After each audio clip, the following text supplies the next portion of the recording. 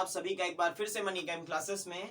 और हम लोग पढ़ रहे थे इलेक्ट्रोकेमिस्ट्री को, ठीक है। तो उसका लेक्चर नंबर 9 मैंने अपलोड किया हुआ है पहले से ही, तो वो अभी नया लेक्चर आया है। उसके बाद में जो लेक्चर आएगा वो आपका क्या होगा, इलेक्ट्रोकेमिस्ट्री का लेक्चर नंबर 10 होगा।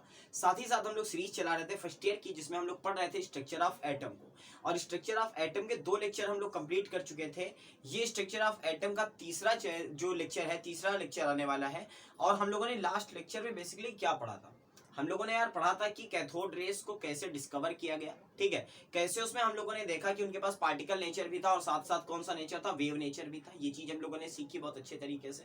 उसके बाद में हम लोगों ने कुछ और बातें देखनी थी, कुछ और बातें रह गई थी कैथोड रेस के बारे में, जो हमें क्या करनी थी, जो हमें और डिस्कस करनी थी। तो आज का वीडियो बहुत छोटा होने वाला है, लेकिन मैं एक बात बहुत अच्छे से बता दूं, अगर आप टॉपिक्स के साथ यार फेमिलियर हो गए हो तो आपको केमिस्ट्री पढ़ने में बहुत मजा आएगा। और अगर आप उनके साथ फेमिलियर नहीं हो, आपने चीजों को रट रखा है, ठीक है, तो आपको उसमें उतना इंटरेस्ट कभी नहीं आएगा। तो आज का जो वीडियो है इसको मैं बहुत छोटा रखूंगा, 15-17 मिनट का ये वीडियो होगा। इसमें हम लोग केवल E/M रेशियो की बात करेंगे और नेक्स्ट वीडियो से हम लोग स्टार्ट करेंगे डिस्कवरी ऑफ प्रोटॉन को, ठीक है।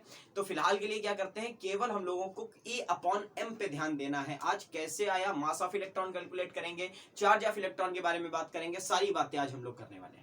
तो देखो, सबसे पहले आज की कहानी को मैं स्टार्ट करूंगा किस पॉइंट से, मैं कहानी को स्टार्ट करूंगा यूनिट चार्ज से। यूनिट चार्ज जिसको हम लोग लिखते हैं स्मॉल ई से, ठीक है। अच्छा, आप लोग जब 9th हाई स्कूल में हो गए तब भी आप लोगों ने इलेक्ट्रिसिटी पढ़ी, वहां पर भी इलेक्ट्रॉन, फ्री इलेक्ट्रॉन की बात कहीं ना कहीं पर आती थी।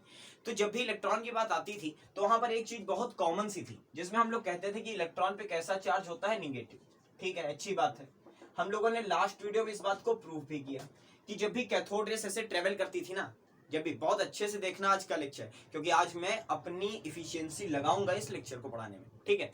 तो जब भी हम लोग क्या करते थे, जब भी हम लोग देखते थे कि इलेक्ट्रॉन पे निगेटिव चार्ज है, तो कैसे प्रूफ करते थे, 2 प्लेट लगाते थे, एक प्लेट पॉजिटिव, एक प्लेट निगेटिव। और जब भी इलेक्ट्रॉन निकलता था तो वो निगेटिव से दूर भागता था और पॉजिटिव की तरफ क्या करता था, मुड़ता था, ठीक है। तो जब भी ऐसा होता था तो हम कह सकते थे कि हाँ, प्लस की तरफ मुड़ा है और निगेटिव से क्या हो रहा है, दूर भाग रहा है। इसका मतलब यह है कि निगेटिव निगेटिव को रिपल कर रहा है और प्लस वाला निगेटिव को यार अट्रैक्ट कर रहा है। That means this cathode rays और this electrons have negative charge, ठीक, ये बात सबको पता है। अच्छा, उसके बाद में चार्ज जो कैलकुलेट किया गया ना, E इक्वल टू, वो हम लोगों ने पढ़ा माइनस का 1.6 इंटू 10⁻19 कूलम, ये होता है चार्ज, ठीक है। अच्छा, इस पर एक इलेक्ट्रॉन पर चार्ज, अगर एक इलेक्ट्रॉन पे कहें कितना चार्ज होगा, तो -1.6 इंटू 10⁻19 कूलम का चार्ज पाया जाता है, जो कि एग्जैक्ट वैल्यू होती है आपकी माइनस की 1.6021 इंटू 10⁻19 कूलम, ये एग्जैक्ट वैल्यू होती है।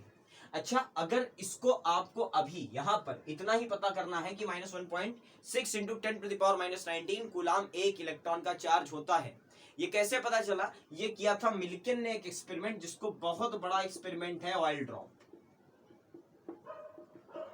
ऑयल ड्रॉप एक्सपेरिमेंट के थ्रू इस चार्ज को पता किया गया था। मैंने लास्ट वीडियो में भी इस बात को डिस्कस किया था कि ऑयल ड्रॉप एक्सपेरिमेंट में केवल आपके कोर्स की बात नहीं है, वो आपकी बुक्स में ऐसे लिखा होगा कि हाँ, एक इलेक्ट्रॉन पर चार्ज ऑयल ड्रॉप एक्सपेरिमेंट की मदद से इतना पता किया गया। लेकिन अगर आपको इस टॉपिक पर वीडियो चाहिए, इस स्पेशल टॉपिक पे वीडियो चाहिए, तो कम से कम यार 10 कमेंट आए नीचे स्टूडेंट्स के कि हाँ सर, ऑयल ड्रॉप चाहिए हमको, ऑयल ड्रॉप में इंटरेस्ट है, तब मैं बनाऊंगा उस वीडियो को, अदरवाइज मैं आगे कंटिन्यू कर जाऊंगा, ठीक है। चलो भाई, अब आगे बढ़ते हैं। तो आज के लिए इतनी बात सबसे पहले अपने दिमाग में ध्यान रखनी है कि जो हमारा इलेक्ट्रॉन है उस पर चार्ज जो है वो माइनस का 1.6 इंटू 10⁻19 कूलम है। अब हम लोग अपने लेक्चर को कंटिन्यू करते हैं कि हम लोगों ने लास्ट लेक्चर में पढ़ा ये कैथोड रे ट्यूब ऐसी, जिसमें हम लोग क्या कर रहे थे, 2 काम कर रहे थे। एक तो कोई कैथोड लगा रहे थे, ये सी लगाते थे, जिसको बैटरी के निगेटिव टर्मिनल से ऐसे जोड़ते थे, ठीक। और दूसरी बात, इसमें क्या भरते थे, कोई ना कोई गैस भरते थे। यहां पर क्या थी, फोटोग्राफिक फिल्म थी, और यहां पर क्या था, वैक्यूम ट्यूब था। यही तो पढ़ा, यही तो अरेंजमेंट पढ़ा हम लोगों ने कैथोड रे ट्यूब का। उसके बाद क्या करते थे, उसके बाद में देखते ये थे कि भाई इसके अंदर की गैस को बाहर रख लो, इसके अंदर कोई ना कोई गैस है, ठीक है। फिर देखते ये थे कि यहाँ पर एक स्लिट टाइप का सिस्टम ऐसे लगा देते थे, और उसके बाद में प्लेट्स अरेंज करते थे, ऐसी प्लेट, ये एक प्लेट और एक ये प्लेट। एक प्लेट कैसी चार्ज, प्लस की, एक प्लेट कैसी चार्ज, माइनस की। एक प्लेट पे प्लस चार्ज, दूसरी प्लेट पे माइनस चार्ज। अब देखो, इस बात को आगे बढ़ाएं, तो इस बात को आगे कैसे बढ़ाएंगे भाई, लास्ट लेक्चर अगर देखा तो आप लोगों को याद होगा, इलेक्ट्रॉन बीम यहां से निकली, ऐसे यहां से निकली इलेक्ट्रॉन बीम, और जब तक ये प्लेट ऑन नहीं थी तब तक तो इलेक्ट्रॉन स्ट्राइक करेगा कहां, यहां, और फ्लोरोसेंस कहां मिलेगी, बस यहीं पर। इलेक्ट्रॉन बीम ऐसे सीधी गई और जहां पर लगी जाकर के बस वहीं पर हमें क्या मिली, वहीं पर हमें चमक मिली। लेकिन अगर हम इसको क्या कर दें, हम इसको ऑन कर दें, इस फील्ड को क्या कर दें, ऑन कर दें, तो ये इलेक्ट्रॉन बीम प्लस की तरफ क्या हो जाती थी, डिफ्लेक्ट हो जाती थी, और हमें कहां पर चमक मिलती, फ्लोरोसेंस मिलती हमें इस पॉइंट पे। ये बात समझ में आती थी, ये बात समझ में आती थी कि हाँ भाई इस वाली बीम पे इन इलेक्ट्रॉन्स पे कैसा चार्ज है, निगेटिव, दैट्स वाई ये प्लस की तरफ क्या हो रही है, दैट्स वाई ये प्लस की तरफ अट्रैक्ट हो रही है और निगेटिव से दूर भाग रही है। ये बात तो बहुत अच्छी थी।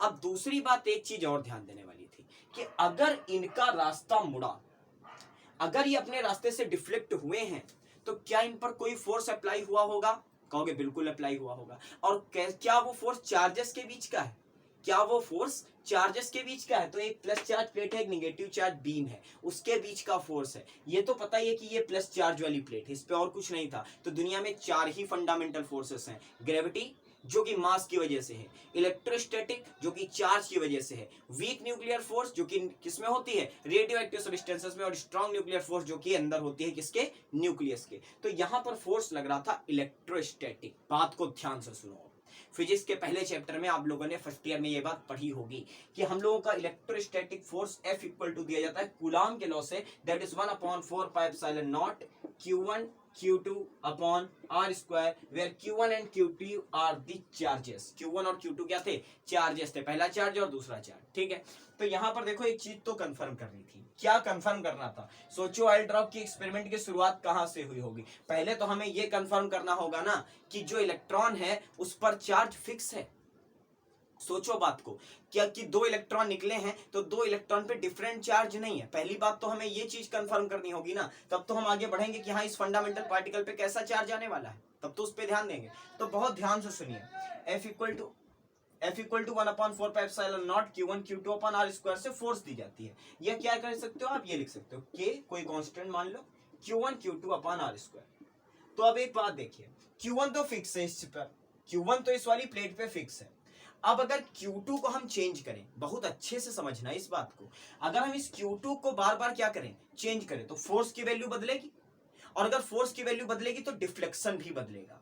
मतलब कहने का क्या है मेरे, मतलब कहने का यह है कि अगर 2 इलेक्ट्रॉन हो, एक इलेक्ट्रॉन फर्स्ट इलेक्ट्रॉन, दूसरा इलेक्ट्रॉन सेकंड इलेक्ट्रॉन, इस पे कोई दूसरा चार्ज होता और इस पर कोई दूसरा चार्ज होता, ठीक है, इस पर कोई दूसरा चार्ज होता और इस पर कोई दूसरा चार्ज होता, तो क्या होता, तो ऐसा होता कि डिफ्लेक्शन डिफरेंट होता। पहले वाले इलेक्ट्रॉन में कम डिफ्लेक्शन, अगर पहले में चार्ज कम है, और अगर दूसरे में चार्ज उससे ज्यादा है तो ज्यादा डिफ्लेक्ट होता।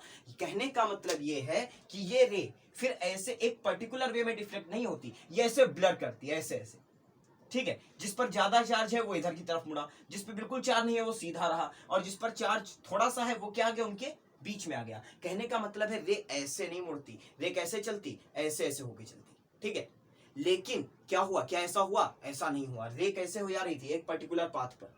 कहने का मतलब यह है कि डिफ्लेक्शन जो था वो कांस्टेंट था, और दैट मींस इलेक्ट्रॉन के ऊपर का चार्ज भी क्या था, कांस्टेंट, ठीक है। इसका मतलब क्या निकल करके आया कि इलेक्ट्रॉन के ऊपर का चार्ज वेरी नहीं करता है, मतलब इलेक्ट्रॉन के ऊपर का चार्ज जो होता है, पहली बात तो ये समझ में आई कि E बराबर क्या होता है, कांस्टेंट होता है, ठीक है। क्लियर हुई बात पूरी तरीके से। अब दूसरी बात क्या, अगर मैं कहूं मास, मास, ठीक, मास किसका, मास ऑफ इलेक्ट्रॉन,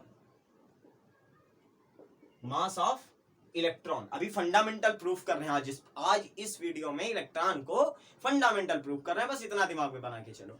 तो कहें मास ऑफ इलेक्ट्रॉन क्या होगा, एक इलेक्ट्रॉन का मास, तो मास भी क्या होगा यार, फिक्स ही होगा। फिक्स का मतलब मास तो कांस्टेंट होता ही है। तो अगर कहें इसके ऊपर का चार्ज भी कांस्टेंट, इसके जो मास है वो भी कांस्टेंट, तो अगर एक कांस्टेंट को दूसरे कांस्टेंट से डिवाइड करें तो क्या कोई वेरिएबल आता है, क्या वेरिएबल तो नहीं आता है यार। इसका मतलब क्या था कि E अपॉन एम की वैल्यू भी क्या होने वाली है, कांस्टेंट होने वाली है। E अपॉन एम की वैल्यू भी कांस्टेंट होगी, बट इस कांस्टेंट की जो यूनिट आएगी वो आएगी कूलाम पर ग्राम में। ऊपर कूलाम चार्ज, नीचे मास, किसमें, ग्राम में। क्लियर पूरी तरीके से। तो जे थॉमसन को नोबेल इसी बात का मिला, क्योंकि उन्होंने क्या किया, उन्होंने डिफरेंट मास के, डिफरेंट मटेरियल के क्या लगाने शुरू किए, कैथोड लगाने शुरू किए। डिफरेंट टाइप की गैसेस कैथोड रे ट्यूब में भरना स्टार्ट की। और उसके बाद भी उन्होंने ये देखा कि जो हमारे पास कैथोड हम छोटा लगाएं, चाहे हम कैथोड बड़ा लगाएं, चाहे हम कैथोड किसका लगाएं, किसी एक मेटल का लगाएं, चाहे हम कैथोड किसी दूसरे मेटल का लगाएं, बट इस इलेक्ट्रॉन बीम का जो नेचर है वो उसी तरीके का रहता है। और इसका केवल और केवल एक मतलब था कि E भी कांस्टेंट है और E अपॉन M जो इलेक्ट्रॉन का चार्ज और इलेक्ट्रॉन के मास का जो रेशियो है वो भी क्या है, कांस्टेंट ही है। और जो कई सारे मास लगा करके पहले 10 ग्राम का लगाया, फिर 20 ग्राम का लगाया, इसको मैंने पिछले वीडियो में एक्सप्लेन किया हुआ है कि हम लोगों ने क्या किया। मान लो E अपॉन M का मतलब क्या है, ब्रह्मास्त्र अप्लाई कर दो, यूनिट मास पर चार्ज, यूनिट मास पर चार्ज। E अपॉन M का मतलब क्या है, यूनिट मास पर चार्ज की वैल्यू। और यूनिट मास पर चार्ज की वैल्यू का मतलब क्या है कि 1 ग्राम पर चार्ज की वैल्यू, 1 ग्राम पर चार्ज की वैल्यू। तो डजंट मैटर कि कैथोड कितना बड़ा था या किस चीज का था, ठीक है, 1 ग्राम पर चार्ज की वैल्यू सेम आनी है। और वो सेम कहां से प्रूफ हुई, वो सेम प्रूफ हुई यहां से, क्योंकि डिफ्लेक्शन इधर उधर नहीं होता था। डिफ्लेक्शन जितना इस, अगर हम लोग यहां पर क्या कर लें, मान लो हम लोग 10 कूलाम की प्लेट लगा दें, तो यहां पर कैथोड कैसा भी लगाओ, किसी एक मेटल का कैथोड लगाओ, वेरी कब करता, समझो बात को यार मेरी, वेरी कब करता, जब यहां पर हम लोग क्या करते, एक कैथोड लगाया कोई किसी एक मेटल का, चलो मान लेते कॉपर का लगाया, ठीक, उसकी डिफ्लेक्शन 10 कूलाम पर डिफरेंट तरीके से हुई। और यहां पर जेडन का लगाया, जिंक का लगाया, तो डिफ्लेक्शन दूसरे तरीके से हुआ। तो हम लोग कहते हैं Cu में दूसरी तरीके का इलेक्ट्रॉन है, Zn में दूसरे तरीके का इलेक्ट्रॉन है। बट ऐसा नहीं होता था, 10 कूलाम पे दोनों के लिए डिफ्लेक्शन सेम होता। That means all the metals present in this universe are made by same type of particle. और वो सेम टाइप ऑफ पार्टिकल क्या थे, हमारे इलेक्ट्रॉन थे। अब समझे बात को, क्या कहने की कोशिश कर रहा हूं मैं। चलो भाई आगे बढ़ते हैं। तो जो E अपॉन M की वैल्यू, स्पीड धीमे कर लो अपनी, काफी तेज हो गई। जो हमारी E अपॉन M की वैल्यू थी वो आई कितनी, इस बात को लिखा रहने दो, ये बात अभी आगे पता चलनी है। तो जो E अपॉन M का रेशियो आया वो आया 1.7588 और किसमें, कूलाम पर ग्राम, किसमें आया, कूलाम पर ग्राम में। तो पहली बात तो ये नोट कर लो कि E अपॉन M का रेशियो जो था वो आता था 1.75 सॉरी और 1.7588 ग्राम पर कूलाम, ये आता था। अब आगे की कहानी समझो। अब E तो हमें पता था किससे, ऑयल ड्रॉप एक्सपेरिमेंट से। तो E की वैल्यू उठाओ और वहां पुट करो। तो इसको मान लेते हैं क्वेश्चन नंबर 1। और अगर हम लोग E इक्वल टू पुट कर दें 1.6 into 10 to the power -19 coulomb. अब माइनस नहीं लिखा है, क्यों, क्योंकि केवल मैग्नीट्यूड की बात कर रहे हैं। माइनस साइन क्या बता रहा था कि चार्ज निगेटिव है, और चार्ज कैसा है, हमारे पास चार्ज का मैग्नीट्यूड कितना है, इतना है। तो अगर इस वैल्यू को इसमें रखे तो क्या आएगा भाई, 1.6 into 10 to the power -19 divided by mass of electron is equal to 1.75 and 8। Clear पूरी तरीके से। तो जरा यहां से m की वैल्यू निकालो। तो m की वैल्यू क्या आ जाएगी, 1.6 into 10 to the power -19, m इधर क्या, ये इधर आ गया नीचे, यानी और इंटू कितना, इंटू 10 टू द पावर 8 और होता है यहाँ पर, और इंटू 10 टू द पावर 8 यहाँ पर आएगा 1.7588 इंटू 10 टू द पावर 8। अब आप इसको अपने आप घर पे भाई सॉल्व करो कि इसकी वैल्यू कितनी आएगी। मैं वैल्यू डायरेक्ट लिख रहा हूँ 9.1 इंटू 10 टू द पावर -28 ग्राम। ठीक है। अब अगर ग्राम को केजी में करना है तो क्या कर ले भाई, 1000 से इसको और डिवाइड कर दे उठा करके, तो क्या आ जाएगा 9.1 into 10 to the power -31 KG. ये वैल्यू है ग्राम में और दूसरी वैल्यू है केजी में। तो अगर पूछे कि भाई मास ऑफ इलेक्ट्रॉन कितना होता है तो बताओ कि 9.1 into 10 to the power -28 gram लिखो या 9.1 into 10 to the power -31 KG लिखो। अच्छा एक बात और कह दूं, ये जो एक्सप्लेनेशन अभी आपने सुना है 10 मिनट पहले, 10 ही मिनट हुए हैं इस वीडियो को, कि इलेक्ट्रॉन का डिफ्लेक्शन और ये सब चीजें बहुत बुक में आप बहुत ज्यादा जब डीप में घुसोगे तभी आपको मिलेंगी ये चीजें ढूंढ करके। तो इन चीजों को एक पेज पर, एक कॉपी पर, किसी भी रफ कॉपी पर नोट जरूर कर लेना, जिससे आप इन चीजों को जब रिवाइज करो तब आपको ये चीजें मिल सके। ठीक है, मैं कभी खड़ा होकर के ये नहीं कहता हूँ कि हाँ बस यहाँ पर आपको बेस्ट एक्सप्लेनेशन मिलेगा, इससे ज्यादा आपको कहीं पर कुछ नहीं मिलना है। ठीक है, ऐसा नहीं है, बहुत कुछ है नॉलेज, बहुत ज्यादा नॉलेज है दुनिया में, बहुत कुछ मिलना है। और ऐसा कुछ नहीं है कि जो मनी कैंप पे है वो कहीं और नहीं पाया जाता, ऐसा नहीं है। बट ये बात सही है कि मैं अपनी पूरी डालता हूं मेहनत, जितनी मैं कर सकता हूं उतनी मैं पूरी आपके लिए डालता हूं। तो इन चीजों को नोट करते हुए चलो, अरेंज करते हुए चलो, जिससे आपको आगे कभी दिक्कत ना हो। चलो भाई अब आगे बढ़ते हैं। ठीक है, तो इसके बाद में बात कर लें कि इस मास की वैल्यू को जरा देखो, 9.1 into 10 to the power -31 kilogram. ठीक, या -28 और ग्राम में, तो बहुत ज्यादा वैल्यू तो नहीं है, ठीक है, बहुत ज्यादा तो वैल्यू नहीं है। तो अब एक चीज और डिस्कस करते हैं, इस वैल्यू को यहीं पर लिखा रहने देते हैं और हम लोग डिस्कस करते हैं हाइड्रोजन एटम को, और उसके बाद में हम लोग क्या करेंगे, आगे बढ़ेंगे।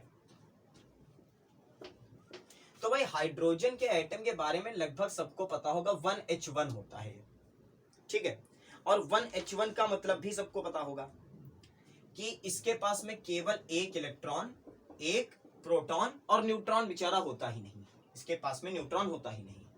तो अगर हम लोग कहें कि इसमें एक इलेक्ट्रॉन और एक प्रोटॉन, एक इलेक्ट्रॉन और एक प्रोटॉन है, तो टोटल मास क्या होगा हाइड्रोजन एटम का, मास of electron plus mass of proton, mass of electron plus mass of proton, यही तो होगा। तो जो हाइड्रोजन का मास होता है, mass of hydrogen atom, mass of hydrogen atom, तो हाइड्रोजन एटम का मास होता है 1.673 अप्रॉक्स, 673, और मल्टीप्लाई में 10 टू द पावर माइनस का 24, 10 टू द पावर माइनस का क्या 24। अच्छा देखो ये वैल्यू जो है ना 1.673 into 10 to the power minus 24 gram है।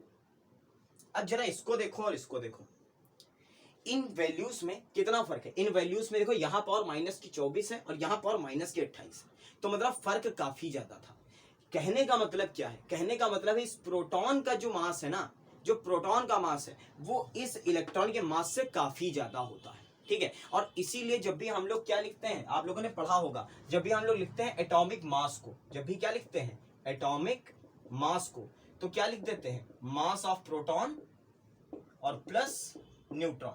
प्रोटॉन का मास कंसीडर करते हैं, न्यूट्रॉन के मास को कंसीडर करते हैं, लेकिन इलेक्ट्रॉन के मास को कभी कंसीडर नहीं करते, और वो बात यहीं से साबित होती है। अच्छा एग्जैक्ट कि यहां से क्या साबित होता है कि भाई इलेक्ट्रॉन का मास इतना कम है कि वो प्रोटॉन में ऐड करें भी तो वो निग्लिजिबल है, वो अप्रॉक्सीमेट निग्लिजिबल है, यानी कि वो कोई खास इफेक्ट नहीं डालता, बिल्कुल अपने सोलर सिस्टम के जैसा। जैसे अपने सोलर सिस्टम में क्या है, बीच में क्या रखा हुआ है सूर्य, और उसके आसपास में कितने प्लेनेट हैं, टोटल 8 प्लेनेट है, लेकिन पूरा का पूरा अगर कहें सोलर सिस्टम का मास कहाँ एग्जिस्ट करता है, तो सन में ही एग्जिस्ट करता है 99% मास, ठीक, 99 प्लस होता है, बाकी का पॉइंट में जो बचता है वो बाकी 8 का, और अकेले सूर्य का कितना है 99% है। तो बिल्कुल वैसा ही था कि अगर हम लोगों से कोई कहता है कि पूरे एटम का मास बताइए, तो हम लोग केवल किसका मास ऑफ प्रोटॉन और न्यूट्रॉन को कंसीडर करते हैं, ना कि किसको इलेक्ट्रॉन को, लेकिन हमें पता होना चाहिए कि इलेक्ट्रॉन का मास इतना होता है। अच्छा जब एग्जैक्ट वैल्यूज की बात आज हो ही रही है, तो एक चीज और देख लो कि जो मास ऑफ इलेक्ट्रॉन है ना, ये मास ऑफ इलेक्ट्रॉन, ये मास ऑफ इलेक्ट्रॉन जो है ये होता है 1/1837 टाइम्स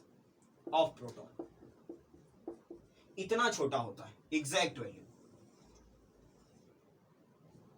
वैल्यू इतनी है 1837, 1/1837 टाइम्स स्मॉलर देन किससे, मास ऑफ प्रोटॉन से।